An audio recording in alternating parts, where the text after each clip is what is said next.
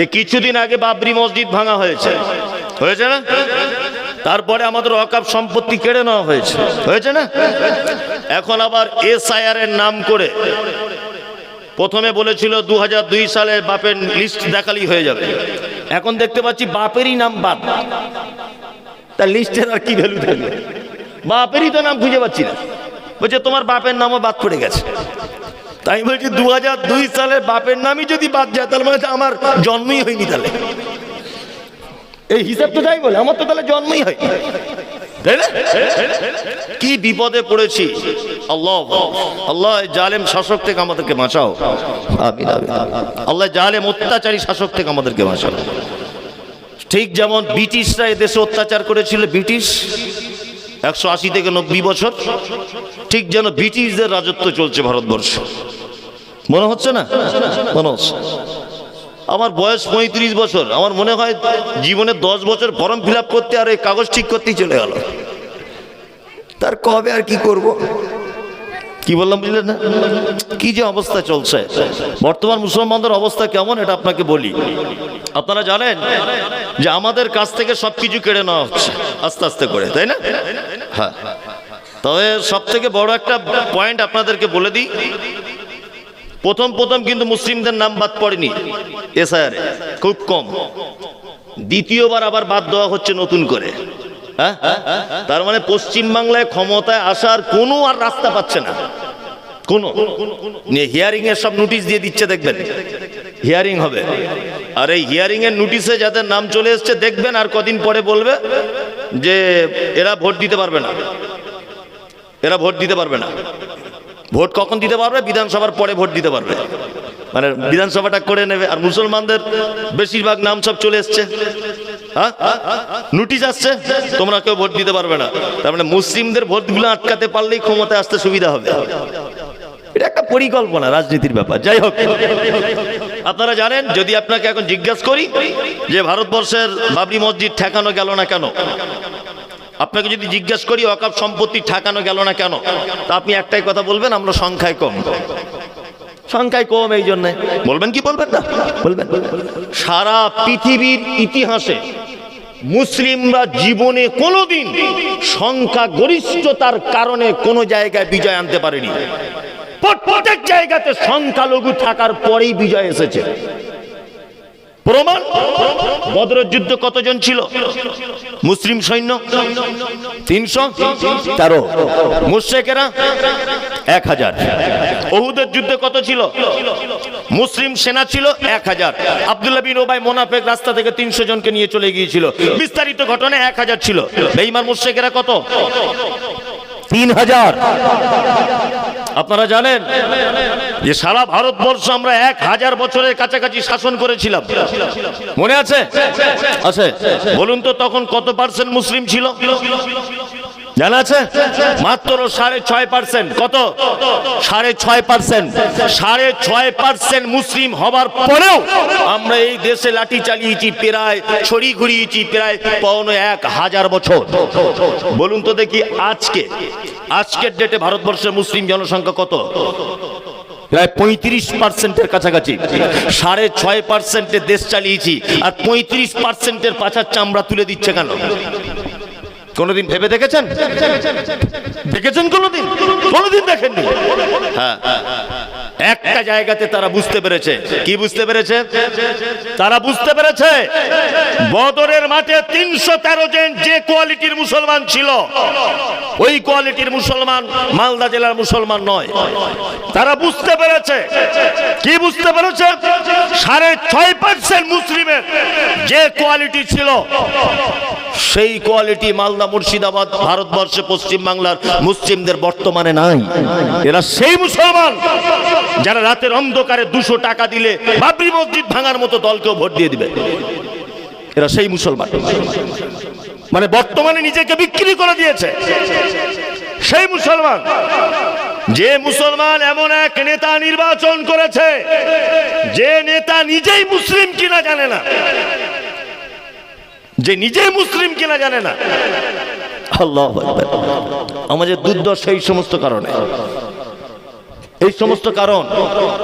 আমরা সংখ্যায় কম বলে আপনি ভাববেন না সংখ্যায় কম বলে, কোনোদিন ভাববেন না যে ভারতবর্ষে মনে হয় এই অত্যাচার চলছে। আমরা সেই মুসলিম নেই, এটাই হচ্ছে মূল কারণ। বদরের মাঠে যে মুসলমান ও মুসলমান আমরা নয়, উহুদের মাঠে যে মুসলমান ও মুসলমান কি আমরা নয়। 6.5% দেশ চালিয়েছে ও মুসলমান আমরা নয়।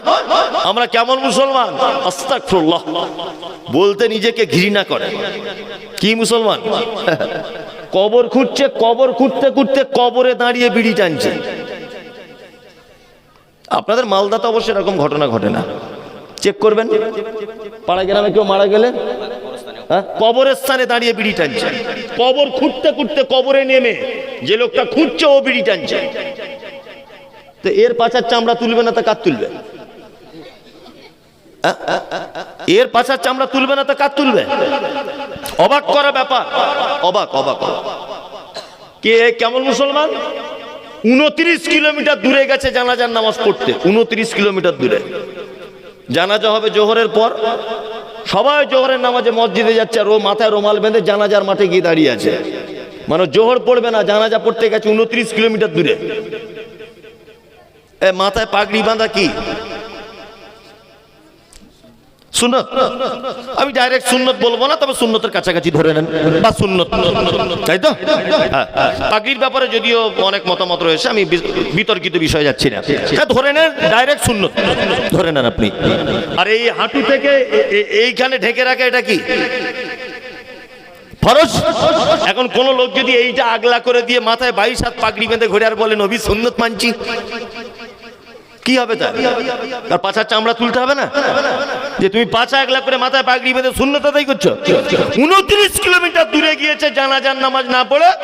ফরজে কিফায়া জানাজার সারা গ্রামে 2-4 জন লোক পড়লেই মিটে যায়, সবাই হক আদায় হয়ে যাবে। ও ওই নামাজের জন্য 29 কিলোমিটার দূরে গিয়ে দাঁড়িয়ে আছে মাথায় রুমাল বেঁধে, জোহরের নামাজ নাই। তুমি কেমন মুসলমান আমি জানি না। জুম্মার খুতবা ইমাম সাহেব খুতবা দিতে দিতে বলেছে কাঁচা পেঁয়াজ আর রসুন খেয়ে মসজিদে আসবে না। তা ও জুম্মার দিনে কি ইমাম সাহেবকে আস্তে আস্তে করে ডেকে বলছে আসসালামু আলাইকুম ভাই। হ্যাঁ একটু গোলমাল হয়ে গেছে তো। কি বলছে? আমার বউ 10টার দিকে ভাত দিয়েছিল, কাঁচা পেঁয়াজ দিয়েছিল, খেয়ে নিয়েছি। আজকে কি মসজিদে আমি আসবো? তো ইমাম সাহেব যা অল্প বা বেশি জ্ঞানী, যাই হোক একটা জ্ঞানী লোক, তা উনি একটু কড়া করে বলে দিয়েছে একদম আসবে না তুমি। গত জুম্মায় বলেছি তোমার মনে নেই? আবার তুমি কাঁচা পেঁয়াজ আর রসুন খেলে। আচ্ছা ঠিক আছে ঠিক আছে, তাহলে আমি আগামী জুম্মায় আসবো। এই জুম্মায় আসছি না। বলছে হ্যাঁ এই জুম্মায় আসবে না। আচ্ছা বলুন তো পেঁয়াজ বৈধ খাবার না অবৈধ খাবার? বৈধ খাবার, তাই না? বৈধ। বৈধ খাবার হওয়ার পরেও মুখে দুর্গন্ধ হয় বলে ফেরেশতারা কষ্ট পাবে, নামাজিরা কষ্ট পাবে বলে আল্লাহ রাসূল সাল্লাল্লাহু আলাইহি ওয়াসাল্লাম বলেছেন তোমরা তাড়াতাড়ি করে পেঁয়াজ আর রসুন খেয়ে মসজিদে এসো না। প্রয়োজন যদি হয় খাওয়ার একটু দেরিতে বিরাজ করে কলগেট করে মুখের দুর্গন্ধ কাটিয়ে তবে মসজিদে এসো। তাছাড়া ফেরেশতারা কষ্ট পাবে, পাশের নামাজি কষ্ট পাবে। কত বড় চালাক মুসলমান। কাঁচা পেঁয়াজ আর রসুনের হাদিস জিজ্ঞেস করতে যায় ইমাম সাহেবের কাছে, আর ওর বউ যে বন্ধন গ্রুপের সেক্রেটারি, এই হাদিসটা কে জিজ্ঞেস করবে? বলেছে আমার বউ তো সেক্রেটারি, চলবে তো? এটা জিজ্ঞেস করে না। চাচা দেখছি 3টে লাউ কিনে নিয়ে বাড়ি আসছে বাজার থেকে। চাচা কি ব্যাপার গো, লাউ হঠাৎ? তো যার বলো না তোমার চাচি সে মমতাজুলের বক্তব্য শোনে। মমতাজুল কোন জলসায় বলেছে লাউয়ের তরকারি নবী খেতে পছন্দ করতো, তো তোমার চাচি সারা রাত ঘুমোতে দেয় না, শুধু বলছে সকালে হলেই 4টে লাউ কিনে আনো। নবী পছন্দ করতো, তা ওই জন্য নবী পছন্দ করতো বলে 4টে লাউ কিনে নিয়ে বাড়ি আসছি। ভালো করে বুঝবেন, ও নবী লাউ তরকারি পছন্দ করতে বলে 4টে লাউ কিনেছে। তা আল্লাহ নবী তো এটা বলেছেন এই লাউয়ের তরকারিতে ঝোল বেশি করে রেখে পাশের বাড়ির গরিব মানুষকে একটু পৌঁছে দাও, ঝোল হলেও। এই হাদিস কে মানবে? তুমি লাউয়ের হাদিস মানে 12টা লাউ কিনে নিয়ে এসেছো, ঝোল বেশি করে রেখে পাশের বাড়ির গরিব মানুষকে দিতে হবে, এটা কবে মানবে? বদমাইশি করার জায়গা পাও না। তুমি কেমন মুসলমান আমরা চিনি না? তুমি কবরে দাঁড়িয়ে বিড়ি ঢালো। তোমাকে মারবে না তো কাকে মারবে? সবাই বুঝতে পেরে গিয়েছে এরা সে বদরের মাঠের ওই মুসলমান না, এরা ডুপ্লিকেট মুসলমান। কি বললাম বুঝলেন? আপনি দেখুন ঘুম থেকে উঠে ঘুমোতে যাবার আগ পর্যন্ত মুসলিমের কি আছে, আপনার কি আছে বলুন? শুধু এখনো নামটাই শুধু মমতাজুল ইসলাম, বাকি আর কিছু নেই। আপনি নিজে একবার তদন্ত করুন, আত্মসমীক্ষা করুন। কাউকে দোষ দিয়ে লাভ নেই, কাউকে দোষ দিয়ে লাভ নেই। আল্লাহ সুবহানাহু ওয়া তাআলার কাছে আমরা প্রতিজ্ঞা করেছি কি, সিরাতাল্লাযিনা আনআমতা আলাইহিম, আল্লাহ তাদের পথে আমাদেরকে তুমি চালাও যাদেরকে তুমি পুরস্কার দিয়েছো।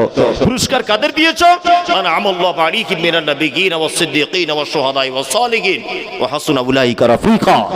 আল্লাহ তাআলা বলছেন আমি পুরস্কার দিয়েছি নবীদেরকে। তাহলে আমরা নবীদের পর্যায়ে পৌঁছাতে পারবো না, নবীদের দরজা বন্ধ। দুই, সিদ্দিকিন, সিদ্দিক থেকে মোরাদ না হচ্ছে সাহাবায়ে কেরামদেরকে।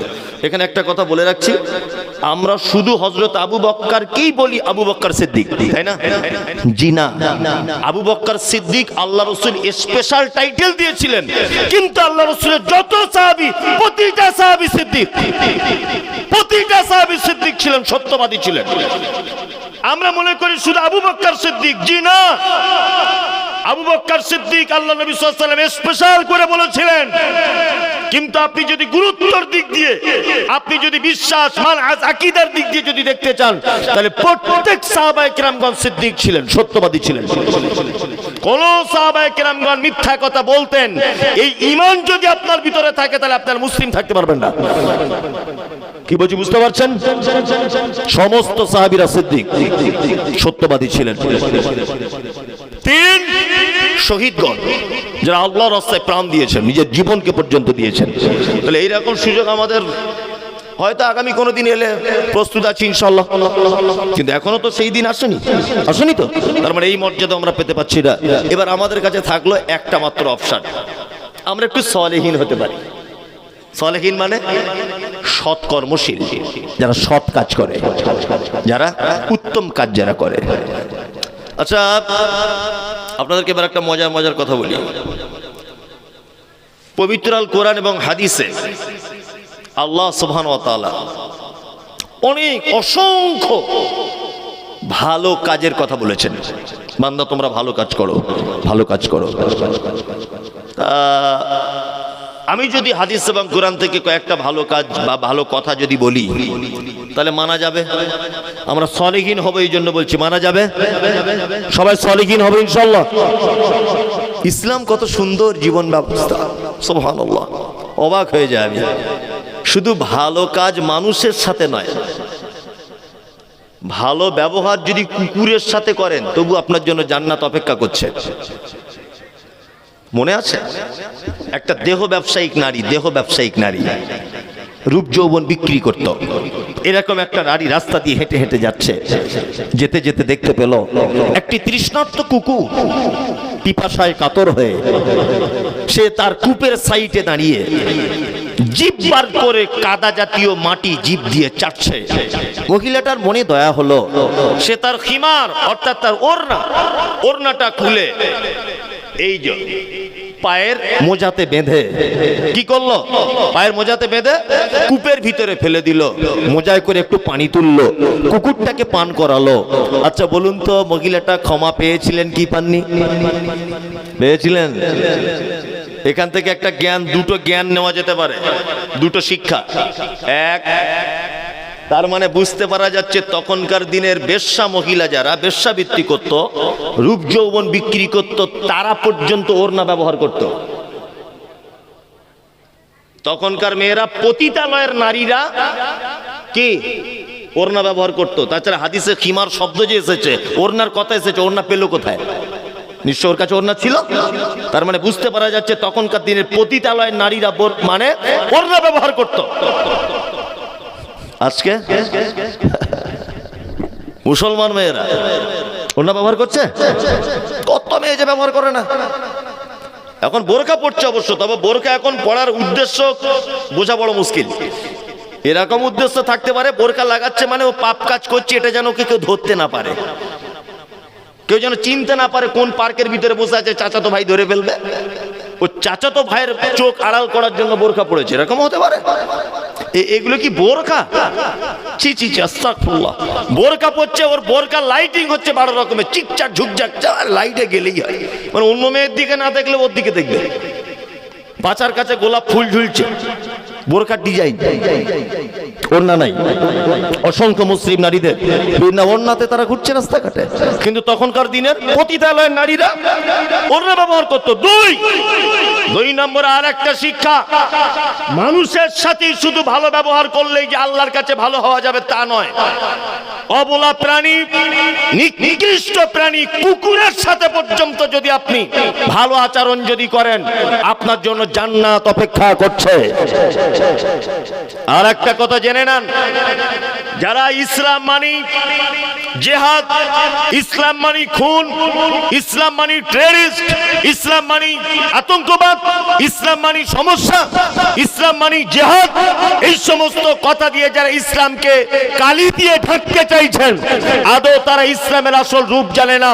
ইসলাম এমন এক জীবন ব্যবস্থা, ইসলাম ধর্মের যিনি গুরু মুহাম্মদ সাল্লাল্লাহু আলাইহি ওয়াসাল্লাম, তিনি বলেছেন একটা পতিতালয়ের নারী যদি কুকুরকে পানি পান করিয়ে জান্নাতের ঘোষণা যদি পেয়ে যায়, তাহলে এই মুসলিমরা কখনো মানুষ হত্যা করতে পারে না। যাদের ধর্মীয় বাণী কুকুরের সঙ্গে সদ্ব্যবহার করলে জান্নাত অপেক্ষা করছে, বিড়ালের সাথে অসৎ ব্যবহার করলে জাহান্নাম অপেক্ষা করছে, এ জাতি কোনোদিন খুনি হতে পারে না, পারে না। এগুলো আমাদের নামে সব ওভার করে চাপিয়ে দেওয়া হচ্ছে। কি বললাম বুঝলেন? তাহলে আমরা কয়েকটা ভালো কাজ বলবো, ইনশাআল্লাহ আমল করবে ইনশাআল্লাহ সবাই। চলুন, আল্লাহ তাআলা বলছেন الذين ينفقون في السراء والضراء والكاظمين الغيظ والعافين عن الناس والله يحب المحسنين। আল্লাহ অত্র জায়গাতে তিনটে ভালো কাজের কথা বলেছেন। সলেহীন হব আমরা সকলেই ইনশাআল্লাহ, ইনশাআল্লাহ। এক ভালো কাজ কি? আল্লাযীনা ইউনফিকুনা ফিস সাররাই ওয়াজ যাররাই, যারা সচ্ছলতায় অসচ্ছলতায় আল্লাহর রাস্তায় দান করে। দুই, ওয়াল কাযিমিনাল গায়যা, যারা রাগ হলে রাগকে কন্ট্রোল করে। ওয়াল আফিনা আনিন নাস, যারা অপরাধীদেরকে ক্ষমা করে দেয়। আল্লাহু ইউহিব্বুল মুহসিনিন, আল্লাহ বলছে আমি এদেরকে খুব বেশি পছন্দ করি, মুহসিন বান্দাদেরকে খুব পছন্দ করি। আল্লাহ সুবহানাহু ওয়া তাআলা পছন্দকারীদের তালিকা করলেন কটা? তিনটা, তাই না? তিনটা। এই তোমরা এই কজন খুব ডিস্টার্ব করছো, ওরকম করিও না। তুমি আস্তে আস্তে বাড়ি চলে যাও, কোনো সমস্যা নেই, ডিস্টার্ব করো না। আল্লাহ সুবহানাহু ওয়া তাআলা ভালোবাসেন এরকম মানুষদের তালিকা করলেন কটা? তিনটা। এক, আল্লাযীনা ইউনফিকুনা ফিস সাররাই ওয়াজ যাররাই, যারা সচ্ছলতায় অসচ্ছলতায় আল্লাহ রাস্তায় দান করে। আচ্ছা, আমাদের আদায়ের জলসা হলে মসজিদ মাদ্রাসার দানের বক্তব্য অনেক হয় না, হয় না? যদি বলছেন দানের বক্তব্য শুনে শুনে আমিও প্রায় বক্তা হওয়ার মতো, শুধু মাইকের চান্স পাচ্ছি না তাই। তাছাড়া আমিও মোটামুটি 1 ঘন্টা বলে দেবো, এরকম দানের বক্তব্য হয়েছে, তাই তো? আমি আপনাদের সামনে 10 মিনিট দানের ব্যাপারে কিছু তথ্য পেশ করব, কিছু তথ্য। দেখুন এই তথ্যগুলো আপনার কাছে কেমন লাগে। এক, পৃথিবীতে মানুষ কিছু ভুল করে, কিছু ভুল করে, সেই ভুলের কিছু জরিমানা আছে দুনিয়াতে, কিছু জরিমানা আছে। আর কিছু পাপ বা ভুলের জরিমানা আখিরাতের জন্য অপেক্ষা করছে। আর কিছু জরিমানা দুনিয়াতে করেছেন আল্লাহ এবং তার রাসূল। যেমন আপনাকে দুটো একটা জরিমানা দেখাই। ঠিক দুপুর 12টার দিকে আপনার বউয়ের সঙ্গে আপনার ঝামেলা হয়েছে, ধরে নেন ঝগড়া। আপনার বউ কথা বলছে না, আপনিও কথা বলছেন না। ঝগড়া যখন চরম পর্যায়ে পৌঁছে গেছে, আপনি তখন রাগ করে বলছেন, এই ফরিদার মা, জীবনে কোনোদিন বেঁচে থাকতে তোর মায়ের বাড়ি যাব না, আল্লাহর কসম করে বলছি। ঝগড়ার তালে বলে দিয়েছে। এখন ফরিদার মা খুব রেগে আছে যে আমার মায়ের বাড়ি যাবে না বলেছে। দেখ না, একটুখানি ঝামেলা হলে এত বড় কথা বললো। রাতের বেলা ফের এক জায়গাতে ছিল, একটু প্রেম ভালোবাসা হয়েছে। সকালে উঠে বলছে, তুই রাগ করিস না, মোটর সাইকেল বার করছি, চল তোর মায়ের বাড়ি থেকে ঘুরে আসি। এই যে দুপুরবেলা আল্লাহর কসম করে বলেছিল যাব না, তারপরের দিন নির্লজ্জের মতো মোটরসাইকেলে ধোঁয়া বার করে দিয়ে চলে গেল। আচ্ছা বলুন তো, এই যে চলে গেল আর আল্লাহর কসম দিয়েছিল যাব না বলে, এই চাদরওয়ালা, এই ভাই বসো, একটু বসো বসো বসো, ওসব করিও না। চাদর নিয়ে ঘুরবে, তার টাইম আসে, টাইম আছে, বসো। ঠিক লাইন করে করে টানতে হবে লোককে। কখন কোন জালে মাছ পড়ে ওগুলো আমরা জানি, প্রতিদিন জাল ফেলি তো, ওই জন্যে। তুমি তো জানো না কিভাবে জাল ফেলতে হয়। নিয়ে কসম করেছিলেন, কসম টেকাতে পারলেন না, আবার শ্বশুর বাড়ি চলে গেলেন। আচ্ছা বলুন তো দেখি, যে কসম টিকিয়ে রাখতে পারলেন না, এর জরিমানা আছে না নেই? কে বলতে পারবে? কসমের জরিমানা কি জানেন? কে কে বলতে পারবেন? আলেমরা কেউ বলবেন না, কেউ বলতে পারবেন? কাফারা তো এমনি কাফারা, ওইটাই জরিমানা। জি না, কসমের জরিমানা আছে। এক, 3টা রোজা রাখতে হবে। কটা? 3টা। 2, 3টা রোজা করতে না পারলে 10টা মিসকিনকে খেতে দিতে হবে।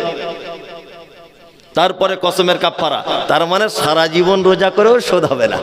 এত কসম মেরে রেখেছেন আপনি। তার নানির কসম, তার মায়ের কসম, তার ফুপুর কসম, চোখে হাত দিয়ে বলছি, মাথায় হাত, কোমরে হাত, সব কসম শিরিক। শুধু একটা কসম এমার্জেন্সিতে চলবে, কার কসম? আল্লাহর কসম। ঠিক আছে, তাহলে এই ভুলটার জরিমানা আপনাকে দেখালাম 2টো জিনিস দিয়ে। আচ্ছা বলুন তো, 2টো কি কি? বলুন আপনি। 3টা রোজা করতে হবে, আর 10 জনকে সাদকা করতে হবে। তার মানে এই ভুলটার জরিমানা একটা হচ্ছে সাদাকা, আর 3টা রোজা, তাই তো? বা সিয়াম। চলুন, হজ করার টাকা নেই মনে হচ্ছে, অনেক টাকা লাগছে, 5 লাখ। তা আপনি একবার ওমরা করে আসুন। ওমরা করার নিয়ম, ভুলের জরিমানা দেখাচ্ছি। 1, টাকা পয়সা জমা দেওয়ার পর দমদম এয়ারপোর্ট থেকে প্লেন উঠলেন। প্লেন যদি প্রথমে মদিনায় যায়, তাহলে আপনাকে মদিনায় নেমে জুলহুলাইফা মসজিদে গিয়ে ইহরাম পড়তে হবে। 2, প্লেন যদি প্রথমে মক্কায় ঢোকে, তাহলে ইয়ালামলাম বলে একটা জায়গা আছে, বিমানের পক্ষ থেকে বলে দিবে ওখানে আপনাকে ইহরাম পড়তে হবে। তারপরে আপনাকে কয়েকটা মিকাতের কথা বলি।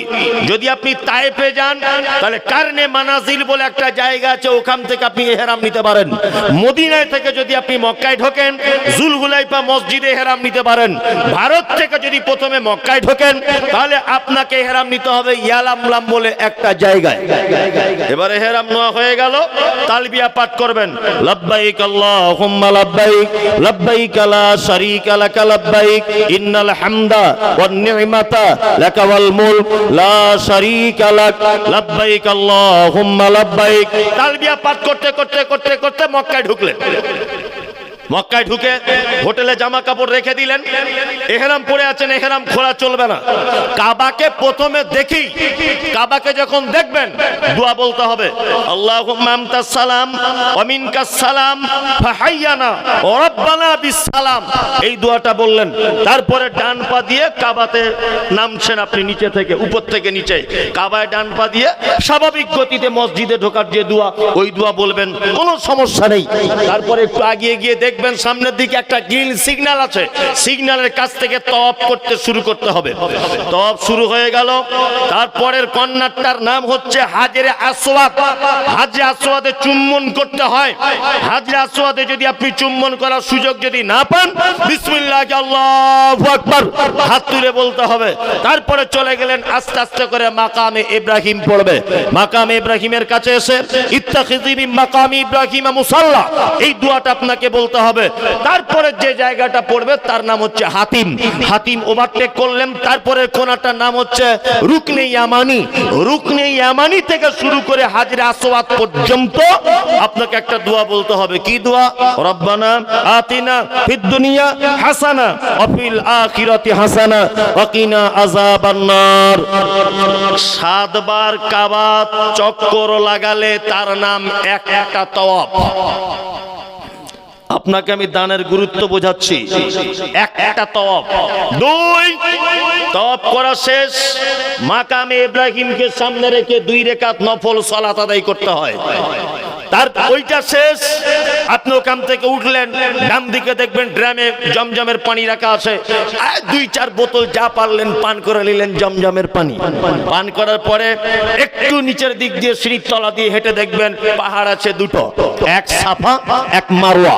আল্লাহ কোরআনে বলেছেন ইন্না সাফা ওয়াল মারওয়াতা মিন শাইরিল্লাহ, পৃথিবীতে দুটো আমার নিদর্শনাবলী পাহাড় রয়েছে, তার মধ্যে একটা সাফা একটা মারওয়া। আল্লাহ কোরআনে সাফার কথা আগে উল্লেখ করেছেন, এই জন্য সাফা পাহাড় থেকে সাই করা শুরু করতে হবে, মারওয়া পাহাড়ে গিয়ে 7 বার সাই শেষ হবে, ওইখান থেকে চলে যেতে হবে নেড়া হওয়ার জায়গাতে, কাঁচি দিয়ে হোক চুল ছোট করবেন, না হলে বেলেট দিয়ে চেঁচে নেবেন, ওমরার কাজ শেষ। তাহলে আপনাকে আবার আমি মনে করছি পিছনের কথা, কাবা কয়বার চক্কর লাগাতে হয়? 7 বার। হাজী সাহেব বুঝতে পারেনি, অশিক্ষিত লোক, মূর্খ লোক, বুঝে না, টাকা হয়েছে কাবায় চলে গেছে, এখন ভুল করে 6 বার করে দিয়েছে। 6 বার। সাফা মারওয়া কয়বার ছুটতে হয়? 7 বার। ও এখন ভুল করে 6 বার করে দিয়েছে। বলুন এখন ওর কি হবে? কি হবে? ও তো ভুল করে দিয়েছে, জরিমানা দম দিতে হবে, জরিমানা। কি জরিমানা? এক নম্বরে হচ্ছে ওকে মক্কায় থাকা অবস্থায় সাদাকা করতে হবে।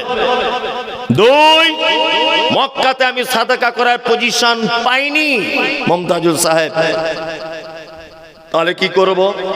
তাহলে এক কাজ করুন, মক্কা থেকে 3টে রোজা রাখতে হবে, আর বাড়িতে এসে 7টা রোজা রাখতে হবে, টোটাল 10টা রোজা তার জরিমানা।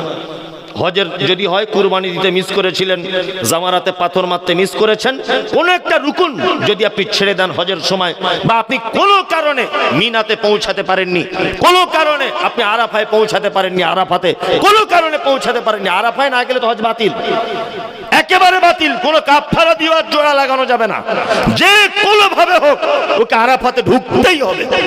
কোনো কারণে হজের কোনো রুকুন যদি ছুটে যায় তার জরিমানা আছে। 1, সাদকা করতে হবে, দান করতে হবে। মমতাজুল সাহেব দান করার লোক পাচ্ছি না, মক্কায় 3টে রোজা, বাড়ি এসে 7টা রোজা, 10টা রোজা করতে হবে, জরিমানা। তাহলে বলুন তো এই ভুলটার জরিমানা দুটো জিনিস কি দিয়ে? সাদকার রোজা, আর আগের বললাম কি ওটাও সাদকার রোজা, তাই তো? এইবার আপনাকে আর একটা জরিমানা দেখো, নতুন বিয়ে করেছে তো, জীবনে মেয়ে ছেলে দেখেনি, এখন বউকে এখন আদর করতে করতে বা ইয়ার কি ঠাট্টা করতে করতে বলে দিয়েছে, কারিমা তোমার হাতটা না আমার মায়ের মতো, বলে দিয়েছে, তোমার পিঠটা আমার মায়ের মতো অনেকটা, বলে দিয়েছে। চ্যাংড়া ছেলে বুঝে না। আচ্ছা বলুন তো, এটা বলার কারণে ভুল করেছে না করেনি? আরবিতে এটাকে কি বলে? জিহার, কোরআনের ভাষাতে জিহার বলা হয়। আল্লাহ এই ব্যাপারে কোরআনে সূরা অবতীর্ণ করেছেন, কি সূরা মুজাদালা। এখানে একটা স্বামী স্ত্রীর ঘটনা সানি নজিলে বর্ণনা করা হয়েছে, আমি বিস্তারিতটাই যাচ্ছি না। ওখানে আল্লাহ বলেছেন কদ সামি আল্লাহু কাওলাল্লাতী তুজাদিলুকা ফি জাওজিকা ওয়া তাসতাকি ইলাল্লাহ, শেষ পর্যন্ত পড়ে দেখবেন সূরা মুজাদালা। কেউ যদি তার স্ত্রীকে বলে, হামিদা তোমার হাতটা আমার মায়ের মতো, রেশমা তোমার পিঠটা আমার মায়ের মতো দেখতে, এইটা যদি কেউ বলে, এটা এত বড় পাপ। এ পাপ যদি দাঁড়ি পাল্লাতে তোলা হয় দড়ি ছিঁড়ে পড়ে যাবে।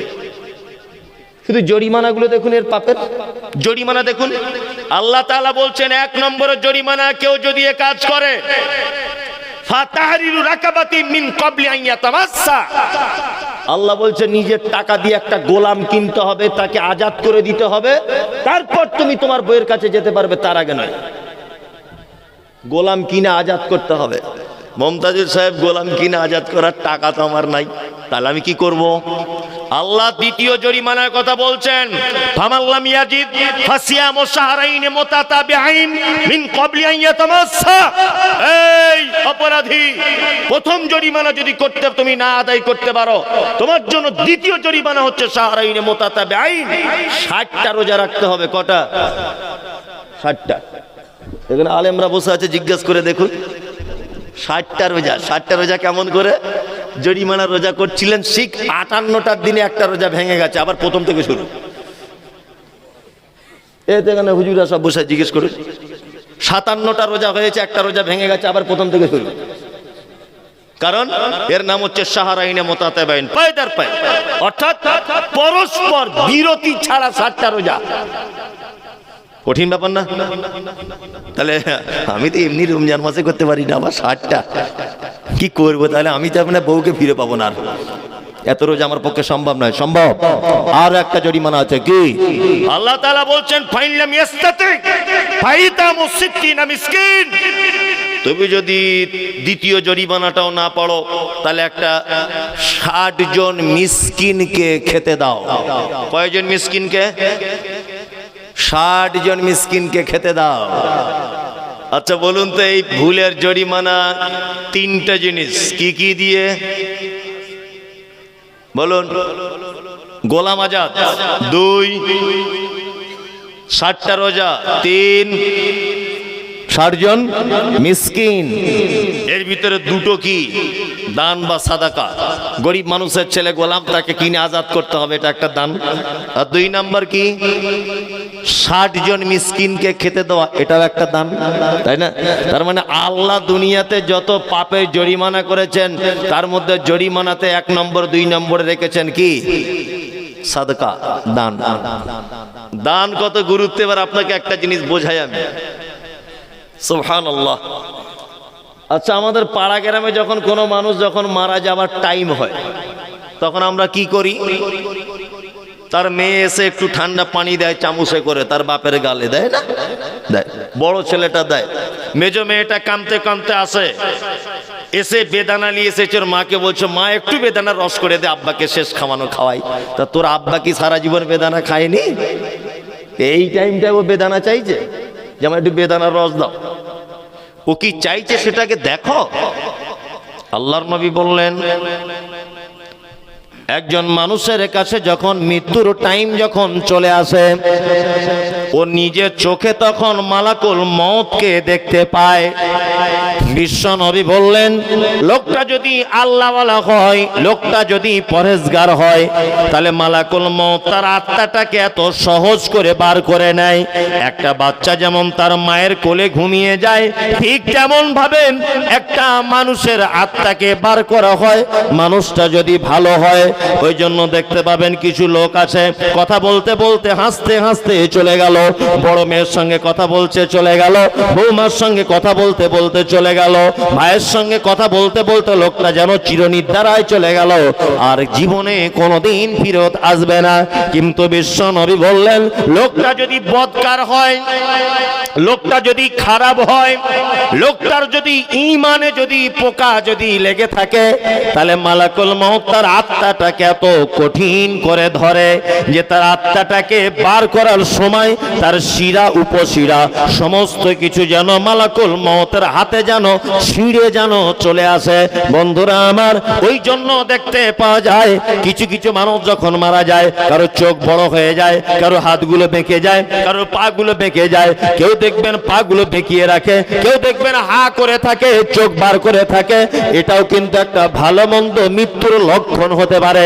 বিশ্ব নবী বললেন, লোকটা যদি খারাপ মৃত্যু হয়, মালাকুল মউত তার আত্মাটাকে এত কঠিন করে ধরে যেন তার শিরা উপশিরা সব যেন ছিঁড়ে চলে আসে। আর ওই লোকটা কষ্টের কারণে বারবার একটা কথা বলে, ফায়াকুলা রব্বি লাউলা আখরতানি ইলা আজালিম করিব ফাআসাদদাকা ওয়া আকুম মিনাস সালিহিন। হে আমার প্রতিপালক, পৃথিবীতে থাকার মতো আমার আর টাইম নাই, মালাকুল মউত চলে এসেছে, আমি আর পৃথিবীতে থাকতে পারবো না, তবে আল্লাহ তুমি আমাকে একটা বার টাইম দাও, ফাসাদদাকা ওয়া কুম মিনাস সালিহিন। আমি পৃথিবীতে আর একবার যাই, আমি গিয়ে কিছু দান করে আসি, আর তার বিনিময়ে ভালো লোকের অন্তর্ভুক্ত হয়ে তোমার কাছে ফেরত আসি। তার মানে একটা লোকের মৃত্যুর আগে শেষ ইচ্ছা কি? আল্লাহ সুযোগ দাও, কি করব? দান করব। এবার আপনাকে মজার কথা বলি, আচ্ছা পৃথিবীতে সব থেকে দামি ইবাদতের নাম কি? যে ইবাদত ছেড়ে দিলে মুসলিম থাকে না? সালাত, নামাজ, তাই তো? জি। আচ্ছা কই লোকটা বলছেন আল্লাহ একটু টাইম দাও, 2 রাকাত নামাজ পড়ি, এত দামি ইবাদত বলছে না কেন?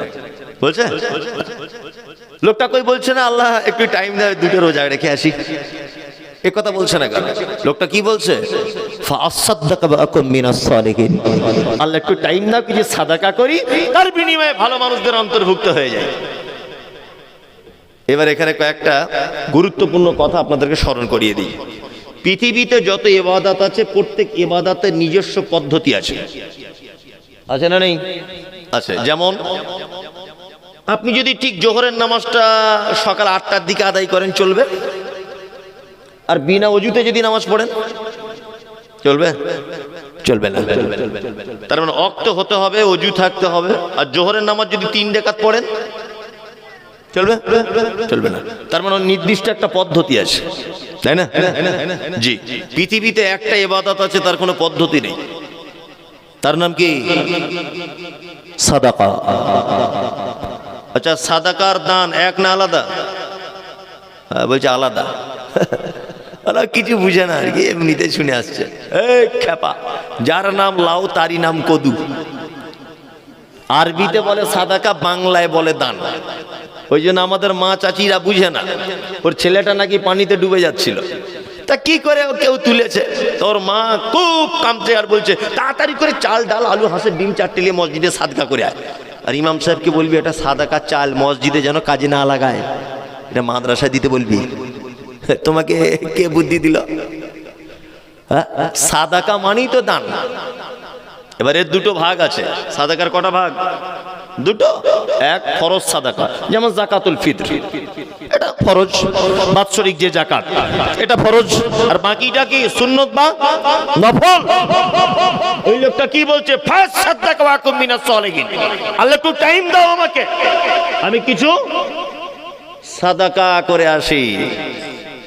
আপনি বাস থেকে নেমেছেন, 18 মাইল মোড়ে একজন হাত পেতে দিয়ে বলছে লা ইলাহা ইল্লাল্লাহ, মামু কিছু দাও।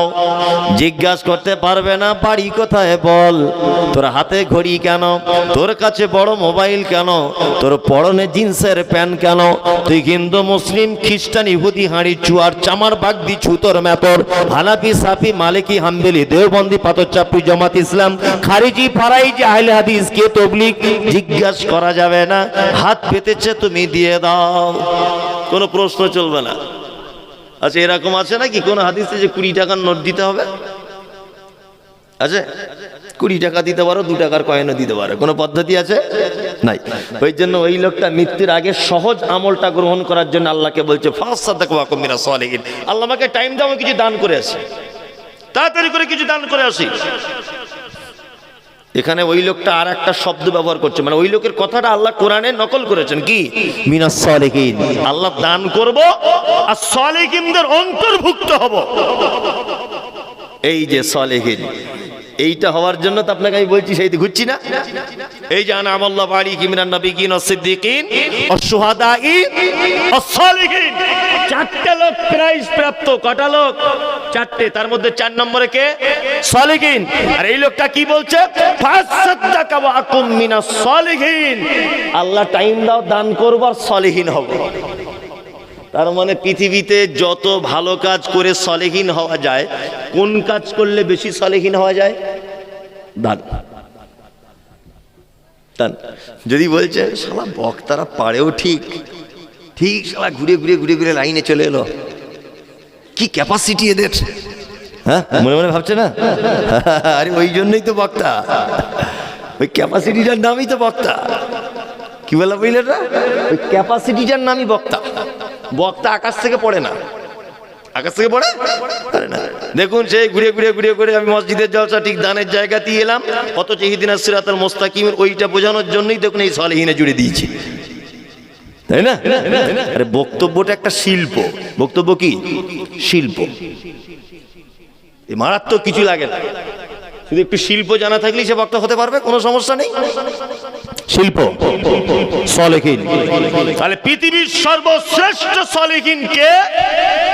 যারা আল্লাহর রাস্তায় দান করে। এবার আপনাদেরকে আমি কয়েকটা প্রশ্ন করব, প্রশ্নের উত্তরটা দিবেন। আর বিনীত অনুরোধ করে বলছি, বক্তব্য এতক্ষণ যা শুনেছেন আপনি সব যদি ভুলে যান আমার কোনো আপত্তি নেই।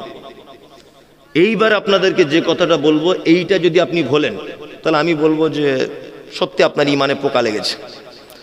এই যারা মোবাইল ফোন রাখো, এই কথাটা শুনুন মরা মানুষের মতো। স্টেজে যারা আছেন, স্টেজের বাইরে যারা আছেন, সবাই একদম নীরবতা পালন করার মতো করে বসে এই কথাটা শুনুন।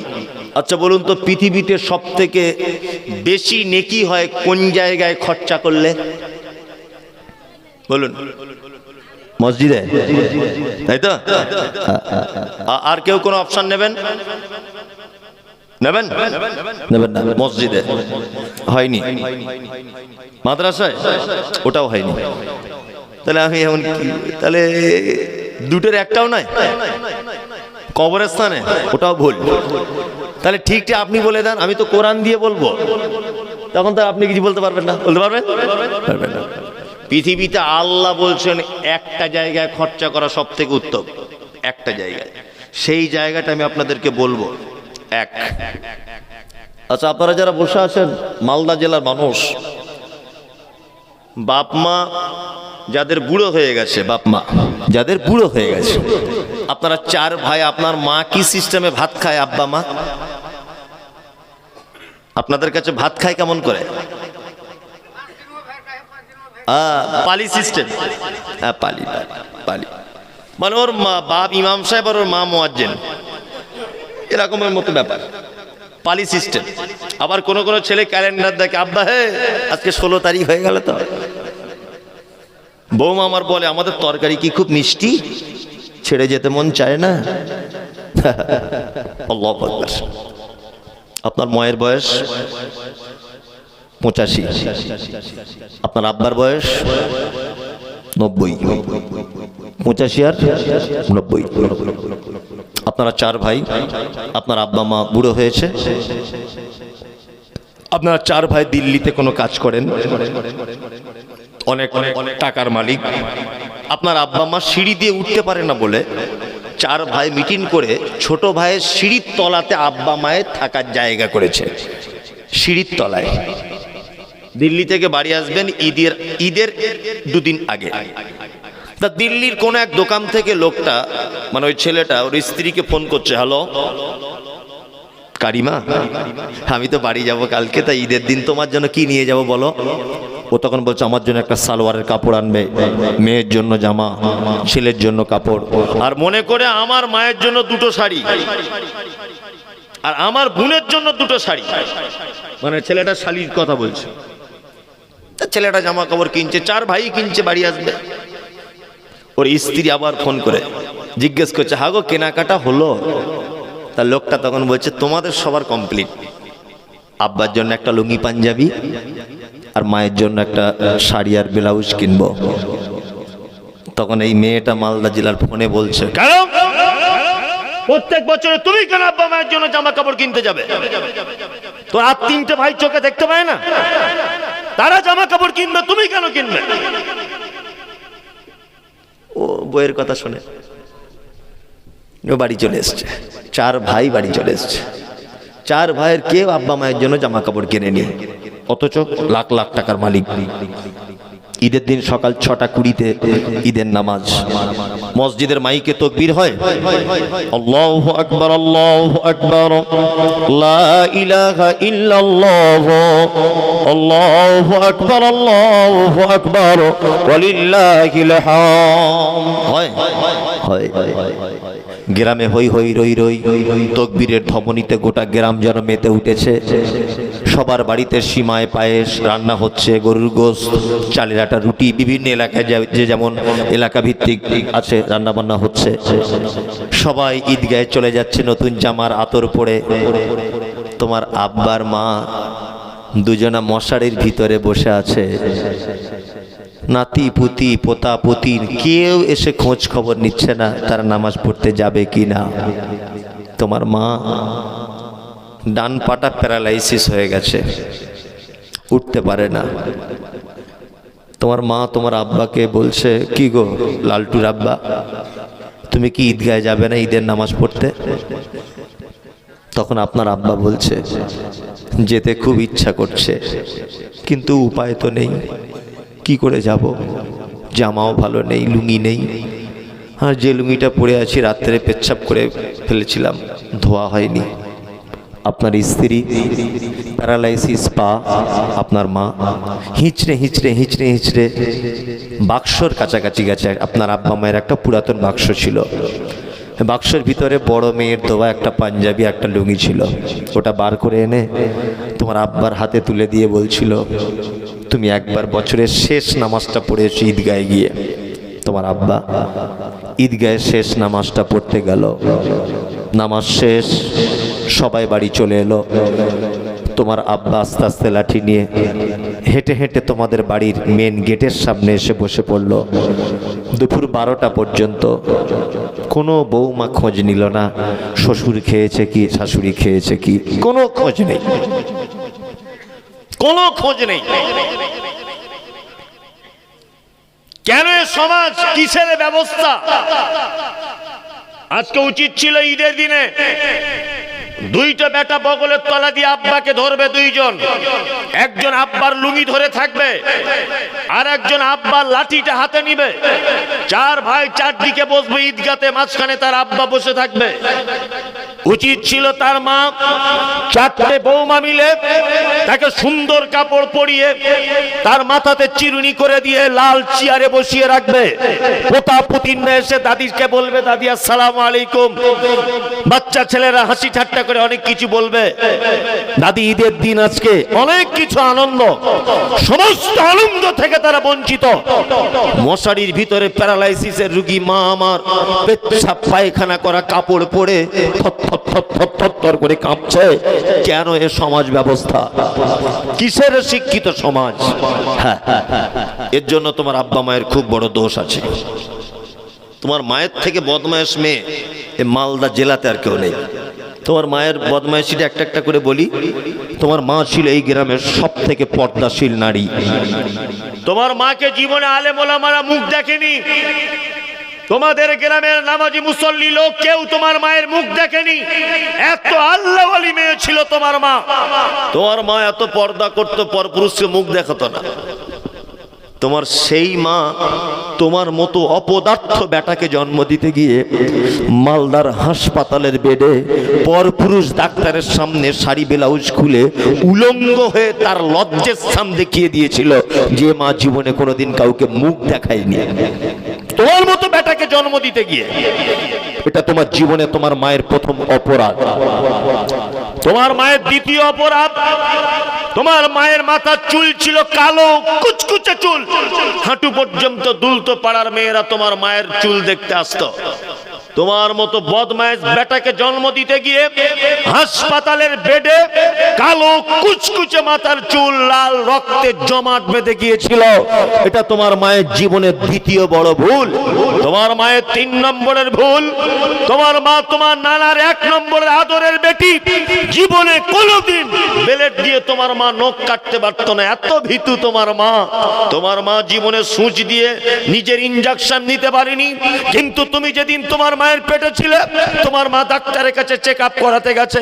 ডাক্তার বাবু বলেছে বাচ্চা আড়াআড়ি করে লেগে গেছে, সোজাসুজি বাচ্চা নেই, বাচ্চা মারা যেতে পারে, এখনই সিজার করতে হবে।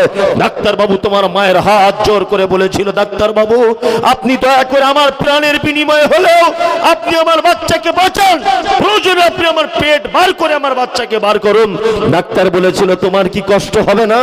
সেদিন তোমার মা বলেছিল কষ্ট তো দূরের কথা, আপনি আমার পেট চিড়ে দেন, আমার বাচ্চার মুখ দেখলে আমার সব কষ্ট দূর হয়ে যাবে। ডাক্তার বাবু ধারালো কাঁচি আর ছুরি দিয়ে তোমার মায়ের হাসা সাদা চকচকে চামড়া কেটে দিয়ে তোমার পৃথিবীর সূর্যের আলো দেখানো হয়েছিল। সেই যে মোটা সূচ আর সুতো দিয়ে তোমার মায়ের পেট সেলাই করে দিয়েছিল, আজ 85 বছর বয়সে তোমার মা তার ব্যথা অনুভব করে। তোমার মা মানে কে? তোমার মায়ের বাপের বাড়ি ছিল মালদায়। তোমার মা তোমাকে মালদা নিয়ে যাচ্ছে, তোমার বয়স তখন 1.5 বছর। তোমার মা বাসে উঠেছে, বাঙ্কার ধরে দাঁড়িয়ে আছে, কন্ট্রাক্টর দেখছে বাচ্চা কোলে আছে একজন মহিলা। বাচ্চাটা বারবার, মানে তুমি সেদিন বারবার বলছিলে বাসে উঠে, মা আমাকে একটু দুধ দে, মা আমাকে একটু দুধ দে না, মা আমাকে একটু দুধ দে। আপনার মা পাড়া গ্রামের মেয়ে লজ্জা করছে, কি করে দুধ দিই। অসংখ্য যুবক ছেলেরা আপনার মায়ের দিকে ফেলফাল করে দেখছে। আপনার মায়ের বয়স তখন 24 থেকে 25। অপরূপা চরম সুন্দরী আপনার মা, দেখে কোনজন হাঁসের ডিমের মতো চকচক চকচক করছে আপনার মায়ের মুখ। যুবক ছেলেরা আপনার মায়ের দিকে খারাপ দৃষ্টিতে দেখছে। কন্ট্রাক্টর আবহাওয়া বুঝতে পেরে কোলে বাচ্চা আছে বলে তোমার মাকে একটা সিট দিয়েছে জানালার ধারে। তোমার মা সিটটা পাওয়ার পরে তুমি যখন বারবার দুধ দুধ দুধ দুধ করছো, তোমার মা তখন চারিদিকে এরকম করে দেখে বুকের ব্লাউজটা লজ্জার মাথাতে ঝাঁটা মেরে ব্লাউজের হুকগুলো খুলে এক হাত দিয়ে বুকের বোঁটাতে তোমার মুখ লাগিয়ে দিয়েছে। এইভাবে তোমাকে ধরে আছে, একদিকে পেট ঢাকছে, একদিকে মাথায় কাপড় পড়ে যাচ্ছে, আর একদিকে বারবার এরকম করে দেখছে, কেউ দেখতে পাচ্ছে না তোমাকে। তোমার মা যদি সেদিন একবার মনে করতো বাসের ভিতরে তোকে দুধ দেবো না, আমাকে খুব লজ্জা করছে, অসংখ্য যুবক রয়েছে বাসের ভিতরে বেটা, আমি মমতাজুল ইসলাম বলছি তুমি সেদিন কচি কণ্ঠনালী আটকে মৃত্যুর কোলে ঢলে পড়তে। এটা তোমার মায়ের জীবনের সবথেকে বড় অপরাধ যে তোমার মতো অপদার্থ বেটাকে জন্ম দিতে গিয়ে বুকের লজ্জাস্থান পর্যন্ত পরপুরুষ দেখে ফেলেছে বাসের ভিতরে। তোমার মায়ের সবথেকে ইজ্জত সম্মান, তোমার মায়ের লজ্জাস্থান পর্যন্ত পরপুরুষ ডাক্তার দেখেছে। তোমার মতো অপদার্থ বেটাকে জন্ম দিতে গিয়ে মা লজ্জা করেনি। তোমার মা কে জানো? চিকিৎসা বিজ্ঞানীরা বলেছেন একটা বাচ্চাকে প্রত্যেক দিন তার মা 8 বার দুধ পান করায়, একবারে 250 গ্রাম করে দুধ পান করাতে হয়। কোরআনের ভাষাতে প্রায় 30 মাসের কাছাকাছি দুধ পান করাতে হয়। 50 টাকা যদি দুধের লিটার হয়, আপনার মায়ের কত লাখ টাকার যে দুধ পান করেছেন, জীবনে কোনোদিন বিনিময় চাইনি। এটা তোমার মায়ের অপরাধগুলো বললাম। তোমার আব্বাকে জানো তো? তোমার আব্বা রাজমিস্ত্রির লেবারের কাজ করতো দুর্গাপুরে। 60-65 বছর বয়স, দুতলার উপরে মশলা নিয়ে কাঁপতে কাঁপতে উঠত। তোমার মা একদিন হঠাৎ করে ফোন করেছে, হঠাৎ, কি গো আব্দুল করিমার স্কুলে যেতে চাইছে না, সাইকেল না কিনে দিলে। তোমার আব্বা টিফিন খরচা বাবদ ঠিকাদারের কাছে 20 টাকা করে পেটো 9টার দিকে 3 মাসের 20 টাকা করে জমিয়ে টিফিন খাওয়ার টাকা তোমার মায়ের ব্যাংকে পাঠিয়ে দিয়ে বলেছিল আব্দুল করিমকে একটা সাইকেল কিনে দিও। এটা হচ্ছে তোমার আব্বা। আমি মমতাজুল ইসলাম প্রতিদিন অক্টোবরের 15 তারিখ থেকে বাড়ি থেকে বার হয়েছি, কন্টিনিউ প্রোগ্রাম চলছে, প্রতিদিন প্রোগ্রাম। আমি দেখতে পাই ওমরপুরে, আমি দেখতে পাই ফারাক্কায় 85-80 বছরের বুড়ো মানুষ জানুয়ারি মাসের হাড় কাঁপানো শীতে টোটো গাড়ির ভিতরে চাদর মুড়ি দিয়ে ঠক ঠক ঠক ঠক ঠক ঠক করে কাঁপছে। মাঝে মধ্যে গিয়ে জিজ্ঞেস করি, চাচা তোমার এই অবস্থা কেন? লোকগুলো মন খারাপ করে বলে, 4টে বেটাকে মানুষ করেছিলাম বাবা, 4 জন আর কেউ দেখে না। একটা মেয়েকে বিয়ে দিয়েছিলাম, জামাইটা কোনো কারণে ডিভোর্স হয়েছে, সেই মেয়েটারও 2টো বাচ্চা আছে।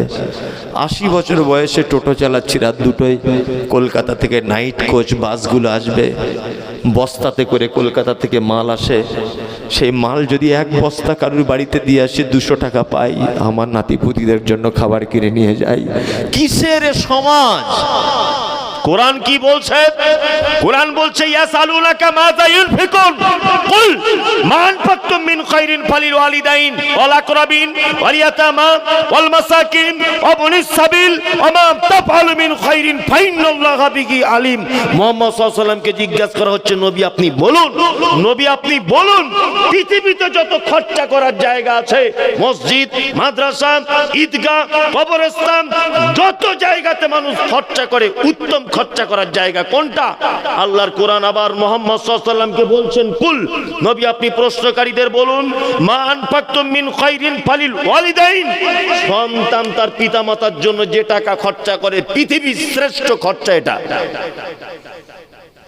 মসজিদে দান করেছেন 1 লাখ, নেকি আপনার 1 লাখ হতে পারে।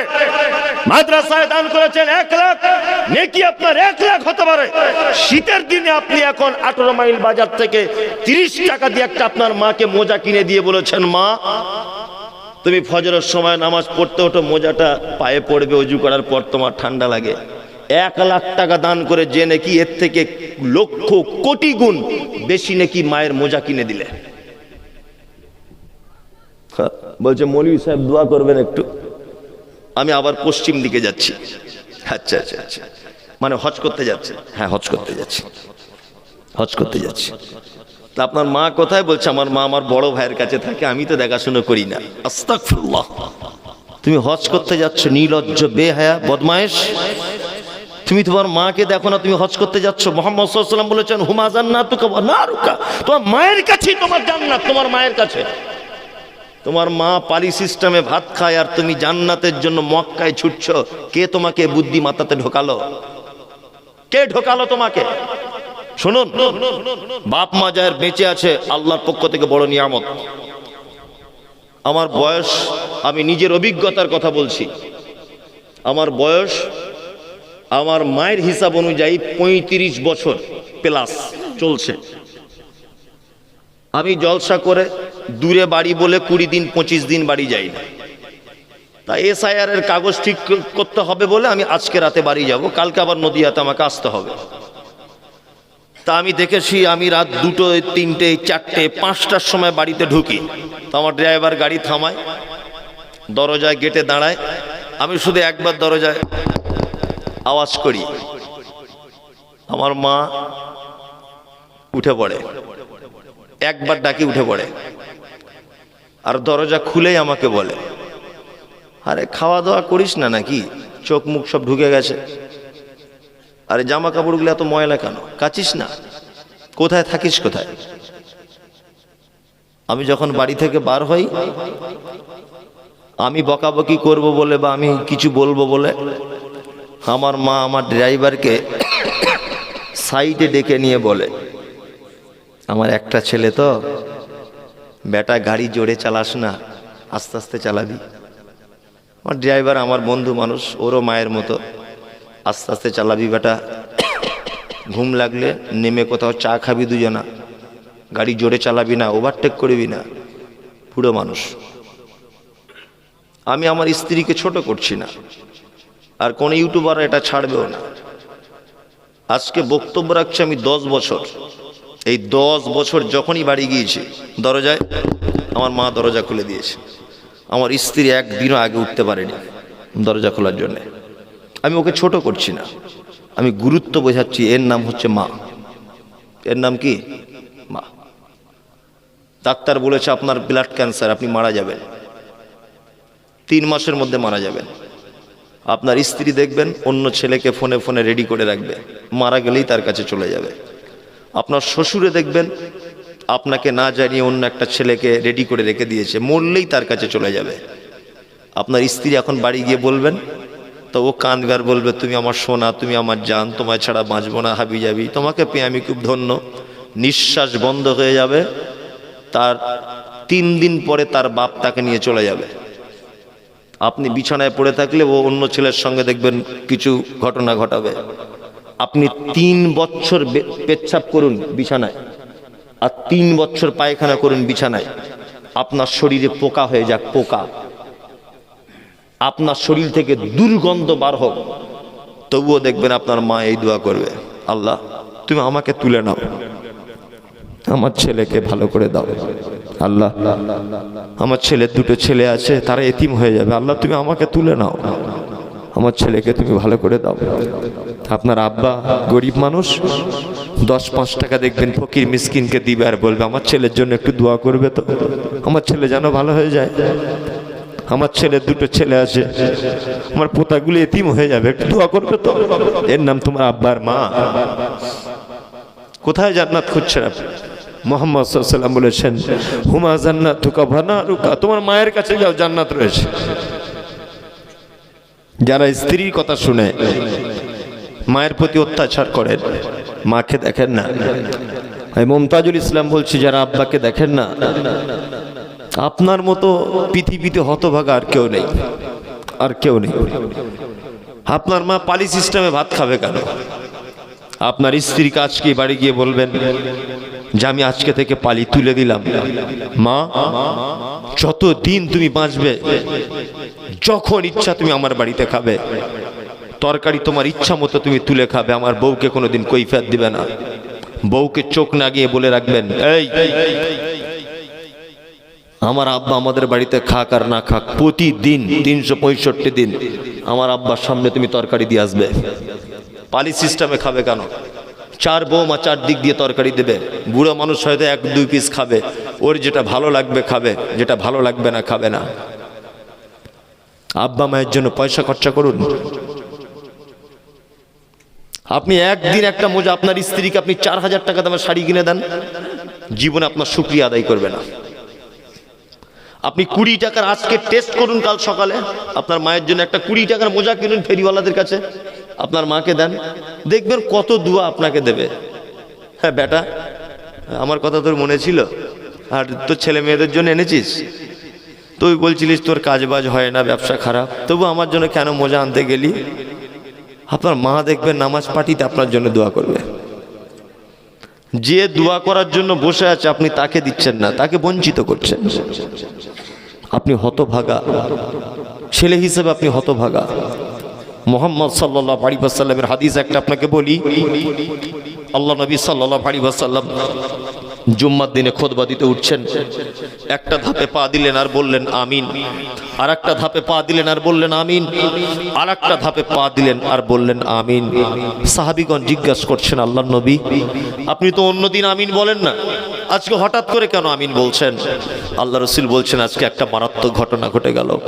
আমি মেম্বারে যখন উঠছিলাম, জিবরিল আমিনকে দেখলাম, জিবরিল আমিন যেন বদদুয়া করছিল তাদের জন্য, রাগিব আনফুহু রাগিব আনফুহু রাগিব আনফুহু, তাদের নাক যেন ধুলোতে মিশে যায়। জিবরিল আমিন বলছিলেন ওই ব্যক্তিদের নাক যেন ধুলোতে মিশে যায়, তারা যেন অপমানিত হয়, দুনিয়াতে যেন অপমানিত হয়। আল্লাহ নবী একটা ধাপে পা দিলেন আর বললেন আমিন, আর একটা ধাপে পা দিলেন বললেন আমিন, আর একটা ধাপে পা দিলেন আর বললেন আমিন। তখন সাহাবীগণ বললেন, আল্লাহ নবী জিবরিল কাদের জন্য বদদুয়া করছিলেন? তখন আল্লাহ নবী সাল্লাল্লাহু আলাইহি ওয়াসাল্লাম বলছেন, ওই ব্যক্তির জন্য যে তার পিতামাতার ভিতরে একজনকেও পেল, তাদের সেবা যত্ন করে জান্নাত যেতে পারলো না, এর দুনিয়াতেই যেন অপমান হয়। আল্লাহ নবী বলছেন জিবরিল আমিন দোয়া করছিলেন আর আমি আমিন বলছিলাম। আমি মমতাজুল ইসলামের কথা বলছি, আপনার আব্বা মায়ের সঙ্গে যদি আপনি অসৎ ব্যবহার করেন, মৃত্যুর আগের দিন পর্যন্ত আপনাকে অপমান হতেই হবে, 100%। কারণ আপনার জন্য জিবরিল বদদুয়া করেছে, আল্লাহর নবী বদদুয়াতে আমিন বলেছেন। অপমান হতেই হবে। রমরমিয়ে ব্যবসা চলতো, ব্যবসা দেখবেন রাতারাত্রি আউট হয়ে গেছে, 5 কোটি টাকা একদম মেরে দিয়ে চলে গেছে। এইটাই আপনার অপমান, আপনি আব্বা মাকে দেখেননি তাই। হঠাৎ করে দেখবেন আপনি রাস্তা দিয়ে চলছিলেন, হঠাৎ করে অ্যাক্সিডেন্টে ঠ্যাং ভেঙে গেছে, এইটাই আপনার অপমান, আব্বা মাকে দেখেননি তাই। ওই জন্য আপনাকে বলেছি, যেখানেই যাবেন, রাস্তাঘাটে যেখানেই বার হবেন, আমার তো একটা দুটো চুল দাড়ি পাকতে শুরু করে দিয়েছে। আমার মা দিনে 2 বার অন্তত পক্ষে ফোন করবে, মানে ফোনটা লাগাতে জানে না, মানে কাউকে ডেকে বলে আমার বেটাকে একটু ফোন লাগান, আর লাগিয়ে জিজ্ঞেস করবে, আরে ভাত খেয়েছিস? ভাত খেলি? বেশি করে পানি খাবি? আর সে সরিষার তেল মাখবি গোসল করে, মানে যেমন করে একটা মা তার ছেলেকে বলে। এটা মা, এটা আব্বা। জীবনে কোনোদিন এদের সঙ্গে খারাপ ব্যবহার করবো না ইনশাআল্লাহ, ইনশাআল্লাহ। যারা দান করেছেন মসজিদে, যারা দান করেছেন মসজিদে, পৃথিবীতে সবথেকে উত্তম খরচা করার জায়গা কোথায় বলেছি? আব্বা মা। কুইন্টাল কুইন্টাল দুধ পান করেছেন। 5টা লোক বলুন তো যে আমার পক্ষ থেকে আমি 5000 টাকা আমার আব্বা মায়ের জন্য দিলাম মসজিদে। বলুন, একটা লোক প্রথমে বলুন। আপনি 5 নাম লিখুন। আর একটা লোক বলুন, আপনি 1 সপ্তাহ পরে দিবেন। নামটা কি নাম? জানালা, জানালা, হ্যাঁ জানালায় দিয়ে দেন। দেন, কত টাকা কত দিকে চলে যায়? হ্যাঁ দিয়ে দিবে, দিয়ে দেবেন ইনশাল্লাহ, দিয়ে দেবেন। আচ্ছা, ওটাও দিবে, 5000 টাকাও দিবে, আলহামদুলিল্লাহ। আপনি আপনার আব্বা মায়ের জন্য, আপনার মা যদি আজ বেঁচে থাকে, হাবিলের মা এখানে যদি বসে থাকে, আনন্দতে ঘুমোতে পারবে না, আনন্দতে ঘুমাবে না সারা রাত আজকে, যে আমার বেটা আমার জন্য মসজিদে দান করেছে। বলুন, আপনি হাত তুলুন যে আমি 5,000 টাকা দিব আমার মায়ের জন্য আর আব্বার জন্য, বেঁচে থাক আর মারা যাক। বলুন, আরেকজন হাত তুলুন। অনেক টাকা তো অনেক দিকে খরচা করলেন, হাত তুলুন একজন, তুলুন।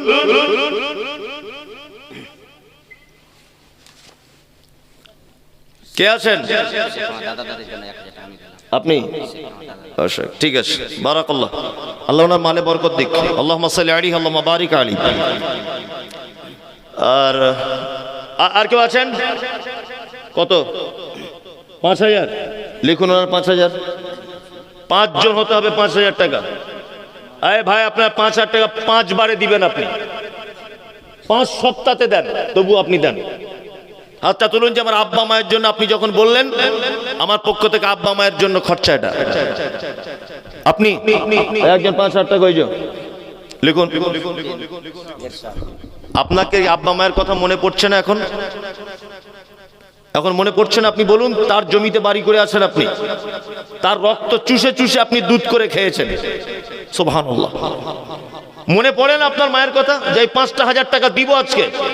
মরি সাহেব বলছেন যখন, আপনি দিবই, আমি যে কোনো ভাবে হোক আমি আল্লাহর ঘরে দেবো আমার আব্বা মায়ের জন্য। 4 নম্বরে একজন বলুন, হাত তুলুন। কে আছেন 4 নম্বরে? হাতটা তুলুন। 4 নম্বরে কে আছেন? আল্লাহু আকবার। এই যে 4 নম্বর একজন, কি নাম? জাকির ভাই। 5 নম্বর একজন বলুন, হাত তুলুন। আপনি পারবেন দিতে? 4 বারে দেন, 5 বারে দেন, আপনি 1000 টাকা করে দেন। মসজিদে এখনই হচ্ছে না, আস্তে আস্তেই হোক, আপনি 5 বারে দিবেন টাকাটা। হাত তুলুন। 5 নম্বর একজন মেহরবানি করুন। ওই একজন নবাব, তাহলে 25,000 টাকা হলো। 25,000। আর একজন হলে মনে হয় 30,000 টাকা রাউন্ড ফিগার হয়ে যেত। আমি কোন রকমের ক্যাপাসিটির আদায়কারী নয়, আমি আদায় করতে জানিও না, আর আমি এই বানিয়ে বানিয়ে দোয়া করতেও জানি না, আর ওসব ঢঙের দোয়া আমার করার দরকারও নাই। আমি একদম প্লেন ভাবে আপনাকে বলছি, আল্লাহর নবী যে দোয়া করতেন ওই দোয়াটা করব আপনাদের জন্য, এতটুকুই। এই মেয়েরা যারা আছেন, আপনারা তো ভ্যাত ভ্যাত করে বকেই যাচ্ছেন সেই থেকে। 11 মাসের লক্ষ্মীর ভান্ডারের টাকা আপনি নেন, 1 মাসের টাকাটা মসজিদে দেন। কোন মা আমার আছেন যে 1 মাসের লক্ষ্মীর ভান্ডারটা আমি আল্লাহর ঘরে বরাদ্দ করে দিলাম? অনেক মেয়েরা তো লক্ষ্মীর ভান্ডার পাচ্ছেন না? 11 মাসের টাকা আপনি নেন, 1 মাসের টাকাটা আপনি মসজিদে দেন। ভাই, আপনারা আর কেউ আছেন যে 5,000 টাকা আমি দিব? আর একটা লোক বলুন, তারপরে আমি একটা অপশন আপনাকে দিচ্ছি। একটা লোক হাত তুলুন। আপনি? উনি দিবেন। আফজাল। তাহলে 6 জন হয়ে গেল। আর কেউ আছেন ভাই? মেহরবানি করুন, আপনি পারবেন। আরে ভালো কাজের নিয়ত করলে আল্লাহ ব্যবস্থা করে দেয়। এই 5,000 টাকা আপনার ব্যবস্থা করা লাগবে না, আল্লাহ ব্যবস্থা করে দিবে। আপনি কি করে দিবেন? ব্যবসাতে দেখবেন হঠাৎ করে 5,000 টাকা লাভ, আপনি বুঝতেই পারবেন না। হাত তুলুন ভাই, আর হাত তুলুন। কই কেউ আছেন ভাই? আছেন? বেশি চাপ দিলে হয়তো লোক বিরক্ত হবে নাকি? আপনি অন্তত 5,000-এর অর্ধেক দেন, 2,500 টাকা। হাত তুলুন। 2,500 টাকা আপনি বলুন যে আমি 2,500 টাকা দেবো। একজন হাত তুলুন।